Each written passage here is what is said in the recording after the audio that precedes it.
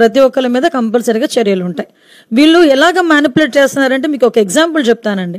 రీసెంట్గా మన helicopter issue మొన్న జగన్మోహన్ రెడ్డి నడిచింది కదా, ఆ రోజు నేను మాట్లాడిన మాట ఏంటంటే భద్రత ఇంత మేము 1100 మందిని భద్రతకి మేము అక్కడ అకామిడేట్ చేసాము, సో ఇది జరిగిందని క్లియర్గా చెప్తే నెక్స్ట్ డే సాక్షిలో ఏం రాశారు తెలుసా, 1100 మంది పోలీసులు మోహరించారు అని రాశాడు.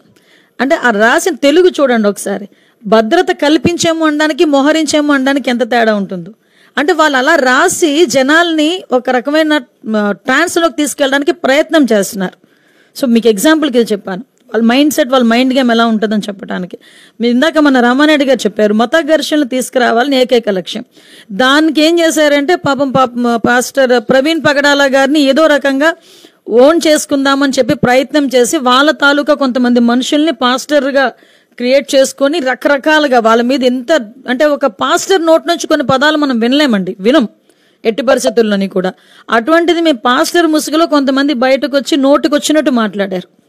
అయినా కూడా గవర్నమెంట్ చాలా నెమ్మదిగా ఉండి ఇట్టు పరిస్థితుల్లోని సమయం కోల్పోకుండా పోలీస్ డిపార్ట్మెంట్ వాళ్ళు కానీ మేము కానీ చాలా బ్యాలెన్స్డ్కి వెళ్ళాం. ఈ మధ్య కాలంలో జరిగిన సంఘటనలు మీకు తెలిసే ఉంటుంది. నరసన్నపేటలోని ఒక టెంపుల్ మీద వెళ్ళి జీసస్ వర్డ్స్ రాయించారు, ఒక చర్చ్ దగ్గరికి వెళ్ళి జై శ్రీరామ్ అని రాయించారు. అంటే ఇలాంటి సంఘటనలు చూస్తుండేటప్పుడు ఏదో విధంగా మత కల్లోహాలు తీసుకురావాలి, ఇక్కడ లా అండ్ ఆర్డర్ ఇష్యూస్ని క్రియేట్ చేయాలి అన్న ఒక దృక్పథం అన్నది చాలా క్లియర్గా కనిపిస్తుంది. ఇది నేను చాలా సందర్భాల్లో చెప్తానండి, ఒక క్రిమినల్ పాలిటిక్స్లో ఉంటే ఎటువంటి సంఘటనలు జరుగుతాయో అవే సంఘటనలు ఇప్పుడు వాళ్ళు చేయడానికి రెడీ అవుతున్నారు. బట్ మేమందరం చాలా ఫర్మ్గా ఉన్నామండి.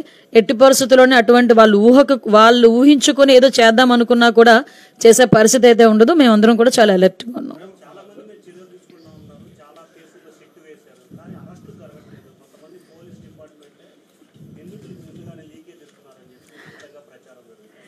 మీ దేవుడి దేవల మీరే ప్రచారం అన్నారు కాబట్టి సంతోషం. నిజంగా నేను అలాగని చెప్పి మీరు అన్నదాన్ని నేను కాదు అని చెప్పట్లేదు. ఎక్కడో అక్కడ కొన్ని మూలాలు అయితే ఉంటాయి. ఇప్పుడు మ్యాక్సిమం అంతా ప్రక్షాళన జరిగింది. ఇంకా ఎక్కడైనా మూలాలు ఉంటే కూడా మీరు చెప్పిన దాన్ని కూడా మేము కన్సిడర్లోకి తీసుకొని మేము కూడా విచారణ చేసుకుంటాం. కానీ అటువంటి పరిస్థితి అయితే యాజ్ ఆఫ్ నో మా దగ్గర ఎక్కడ లేదు.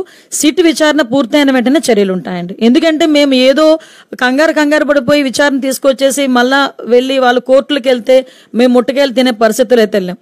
మేము చాలా క్లియర్గా సిట్ విచారణ కంప్లీట్గా పూర్తి చేసుకొని అందులో ఎవరైతే దోషులు ఉన్నారో విత్ సాక్ష్యాధారాలతో పట్టుకొని వాళ్ళ మీద చర్యలు ఉంటాయి.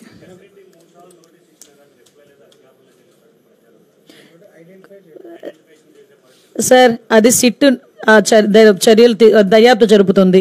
కొన్ని వాళ్ళ దర్యాప్తు జరిగేటప్పుడు మనం ఇంటర్నల్గా దానిలో మనం ఇన్వాల్వ్ అవ్వకూడదు. దర్యాప్తు పూర్తయిన తర్వాత ఎవడు తప్పించుకోడండి. మొత్తం ఒక విషయం చెప్తున్నాను, తప్పు చేసిన వాడు ఎవడు కూడా తప్పించుకోలేడు. డెఫినెట్గా చర్యలు అయితే ఉంటాయి.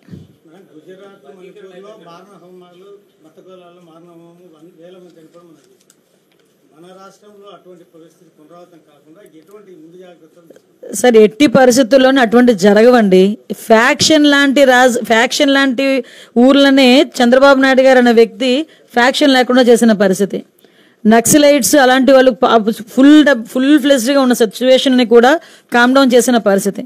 అటువంటి వ్యక్తి ఈరోజు మత ఘర్షణలు అని చెప్పి అంటే ఎవరో ఇంటెన్షనల్గా చేయాలి అనుకుంటే మేమే ఈరోజు మీకు చెప్తున్నాం, 2-3 ప్రయత్నం చేశారు, మేము తిప్పుకొట్టుకున్నామని.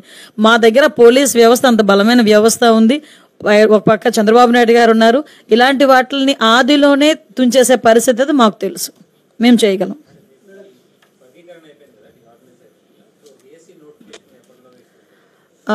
నాకు తెలిసి ఒక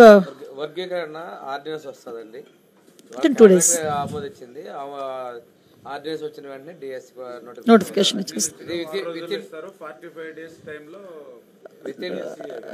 అయిపోతుంది.